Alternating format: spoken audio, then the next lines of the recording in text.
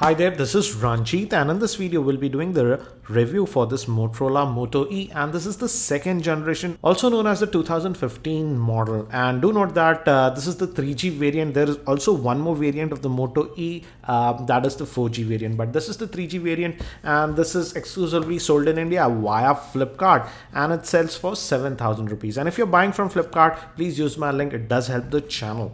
And again, this is a compact phone that can easily fit in your single hand, and now it sports a 4.5-inch screen with a screen resolution of 540 by 960 pixels.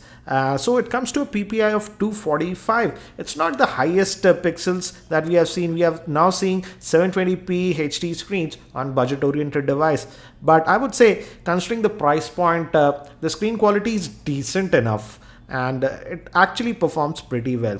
And before we proceed, let me give you a physical overview. And on the top we have the 3.5mm headphone jack, and the good thing is that I used some quality headphones with this one, and the sound output was actually very nice, and it was surprising that the sound quality was really nice with the headphone jack. This is the power on off button, and it has a texture to it, and you can easily feel it with your hand. And these are the volume rockers, and they have good tactile feel. And if you move towards the bottom, we have the micro USB slot that will be used for charging this device. We have this indent, I'll show you that a bit later, and nothing on this end. Moving towards the back, we have a 5 megapixel camera, but now we have autofocusing, so that's nice. We also have a secondary noise cancellation mic and the Motorola logo. And actually the back cannot be opened. The battery is sealed inside, and the battery life is actually pretty good on this device. It has a 2390 milliamp hour battery, and this is a dual SIM device, but I did all my testing with a single SIM. And you can open this. As you can see, you can open this, and this comes out, and via this you have the ports exposed. As you can see, you can add your SIM card. It just came out, my SIM card, and you can also add a micro SD card to this device. So it's a dual SIM, and you can also add a micro SD card. Regarding internal storage, it has 8 gigs of internal storage, and we can put this back. So the battery is sealed inside. It's not a user replaceable battery, but I would say the battery life that I got with this device was actually pretty good. I did all my testing with just a single SIM.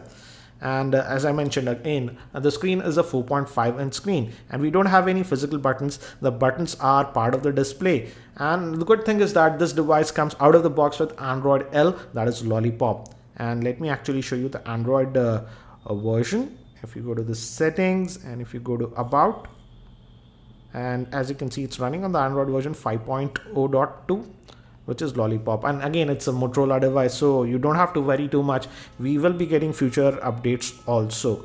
Regarding internal storage, here I would say, again, as it's a budget oriented device, it's okay, but the internal storage is just 8 gigs, and out of that, as you can see, I've installed quite a few apps. Oops, let me go to the storage tab here, and I now have just about 1.1 gigs. So I would say it will be okay if you are a normal user, but if you are sort of a heavy user, then the internal storage is a little bit low. We can add a micro SD card. As you can see, I added an 8 gig SD card, but you cannot move all the apps directly to the SD card. So the storage is okay for the price, but again, if you are sort of a heavy user, then you have to be aware of the storage limitations, because I installed a lot of heavy games and I was using it, but due to the limited internal storage, I had to remove some of the games when I wanted to install some other apps. And now let's talk about what's powering this device. This device is powered by the Snapdragon 200 chipset, which is a quad-core processor clocked at 1.2 GHz. It has 1 gig of RAM, 8 gigs of internal storage, 5 megapixel rear-facing camera, front-facing camera is just a VGA camera,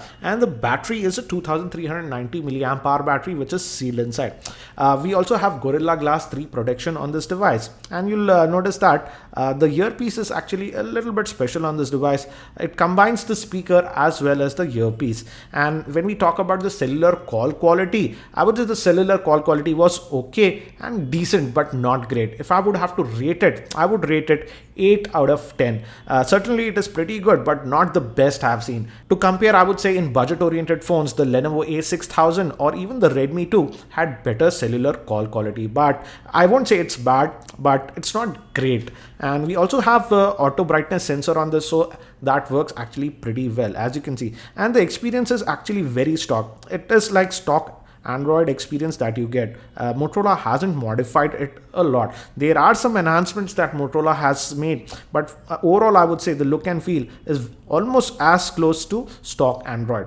One thing I really liked on this device, what Motorola has done is they now have that active notifications called Moto notification, and they are actually very helpful. For example, now the phone is in standby, and if you just pick up the phone after some time, it will just light up. And let me actually show you. As you can see right now, we don't have any notifications or anything, but if any notifications were there, it would have shown. Actually, let me show you. Now I'm going to send a WhatsApp message to this device, and as you can see, it glows and it is actually showing me. And without even unlocking, I can just pick up this device now. I can just tap on it and get an overview of that message. So that works actually very well, and I'm really happy. And you can just directly go to that message to preview it. So that works very well, and I'm glad to see that Motorola is bringing some of these premium features. We saw some of these features in the higher end Moto X, Moto Turbo, etc. But I'm glad that Motorola has brought these features to their entry level devices also, and that actually works pretty well. I did notice that even after enabling those features, it did not affect the battery life that much. So it's a welcome move. But one thing I did notice is that this device does not have a physical LED notification light. So you get notifications via that active notification or the Moto display. For example, if you just go over here, you have this Motorola app, and as you can see, it is the assist and display, and you can enable or disable this. That's called as Moto display. You can also select the apps via which you want notification. For example, let's say you don't want any notification from Gmail, you can just uncheck it and those won't show. And it works actually pretty well in my opinion. Motorola has also added some gestures to this.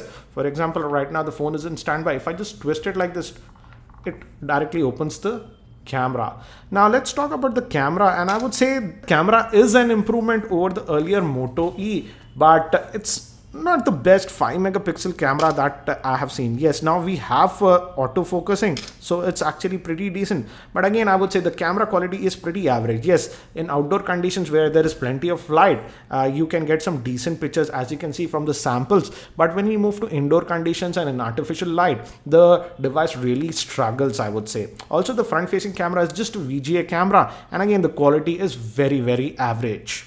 I also tested this device with GPS navigation to test how it performs, and as you can see, it did perform actually very well with GPS navigation.